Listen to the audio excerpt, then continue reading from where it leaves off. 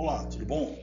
Bom, o fechamento desse mês demora um pouquinho mais porque a gente acabou encontrando algumas inconsistências de cadastro, né, em detrimento a uma distribuidora que mudou de CD, né, então acabou criando duplicidade no seu cadastro, não alterando o volume total das informações ou precificação e etc, mas sim somente a classificação de commodities exclusivas acabaram passando a ter mais commodities.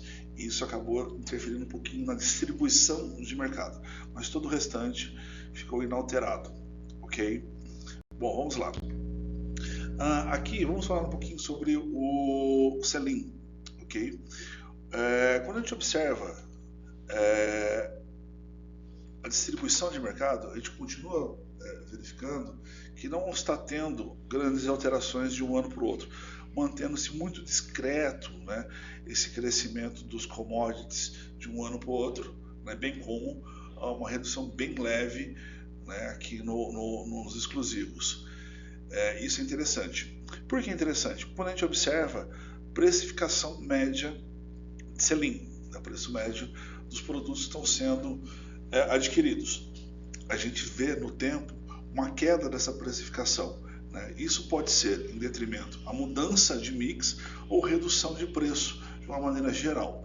Porém, a gente sabe que no nosso mercado não tem grandes mudanças de mix de forma brusca. Né? Então, é mais voltado à redução de preço, principalmente dos itens que têm uma comercialização muito mais assídua no ponto de venda.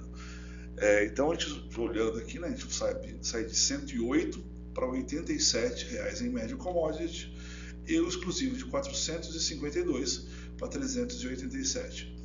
Quando a gente olha esses números, a gente tem que ter em mente as distribuidoras que têm uma dependência maior de venda de commodity e uma dependência maior de exclusivos. Por que a gente tem que observar isso? Que quando cai o preço médio, significa que elas têm que vender mais volume para continuar crescendo no mesmo volume, na mesma velocidade que eles desejam com relação a crescimento de mercado. Porém, é um crescimento inverso, né? Você cresce volume e está caindo o preço, então você tem que vender muito mais para tentar superar os meses anteriores aí de crescimento. Isso pode ser um problema no ponto de venda nos próximos meses.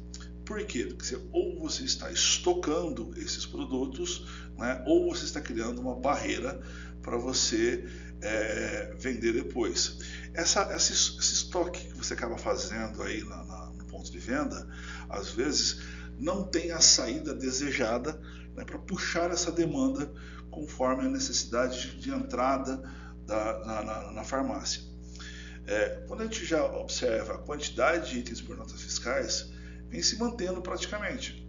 Né? Então, não está tendo aí grandes compras, grandes mix de compra, né? Mantendo-se aí nos seus 5.3, 5.5 itens por nota fiscal.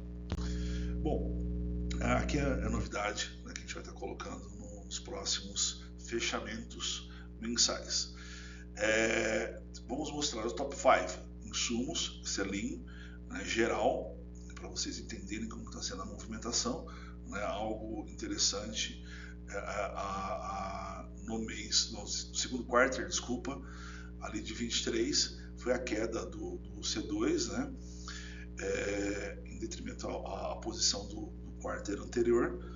Commodity não tem grandes mudanças, né, de um quarter para o outro, está se mantendo, né, praticamente, só tem uma pequena movimentação ali de coenzima Q10 e Orlistat, mas no ano está se mantendo, e já nos exclusivos mantendo os mesmos produtos dos quartos anteriores.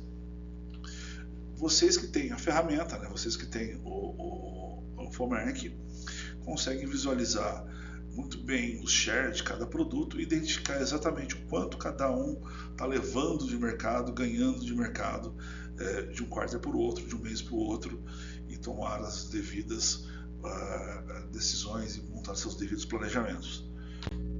Aqui, top 5 distribuidoras, né, que é interessante para a gente ver a movimentação de como está mensalmente o ranking das distribuidoras, né, o top 5. O importante aqui é avaliar share também, né, o quanto de diferença está de um para o outro, né, o quanto um está tomando de um mês para o outro, levando de um mês para o outro, procurando tendências aí de crescimento.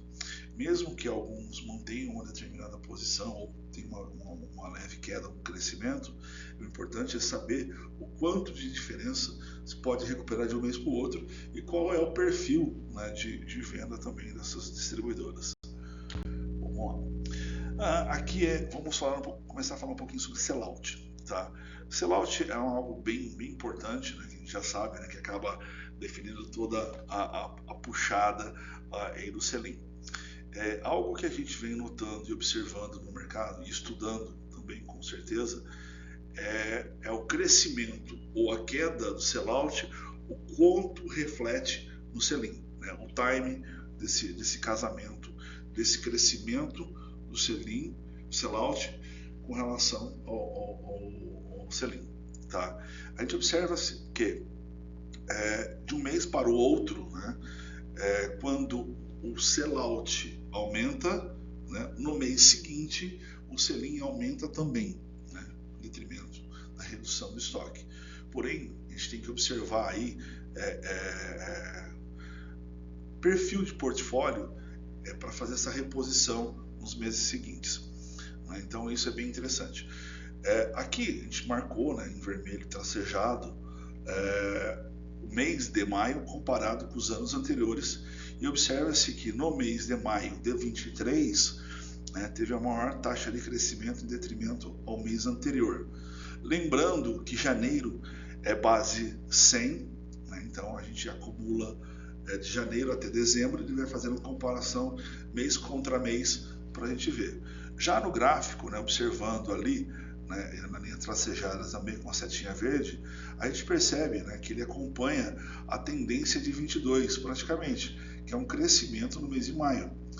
E se a gente olha os anos anteriores, a curva, né, esse que é importante a gente olhar aqui, dos próximos meses, a gente percebe esse crescimento também. Né? Então, os próximos meses tem um viés de crescimento de sellout. Né? Lembrando, né, que em julho temos a Consulfarma que acaba refletindo bastante aí nas vendas das distribuidoras, aquilo que eu estava comentando.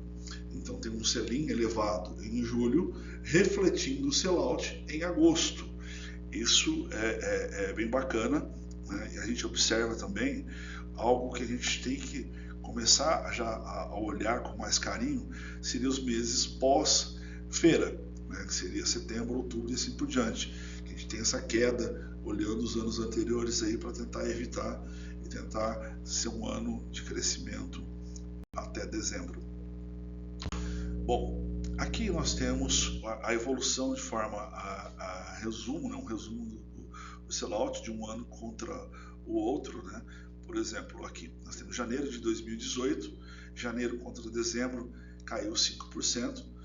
Só uma observação, anteriormente eu fazia essa análise dezembro contra dezembro, né? Olhando um ano contra o outro ano. A gente resolveu mudar para ficar mais clara a informação, estava tendo dúvidas com alguns clientes, alguns parceiros com relação a essa evolução. Então a gente fecha anos agora, né, para fazer essa avaliação.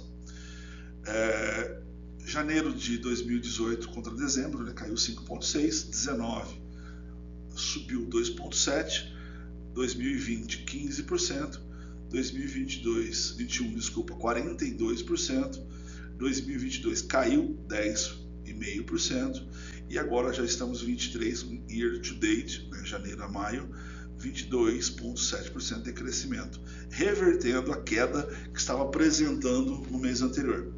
Como a gente pode observar no gráfico ao lado de cascata, né, o mês de abril teve uma queda acompanhando os anos anteriores. Né? A gente olhando a curva, já era previsto essa queda em abril. E agora, tendo esse crescimento em maio, então acaba equilibrando, elevando um acumulado 23 de 21,7%.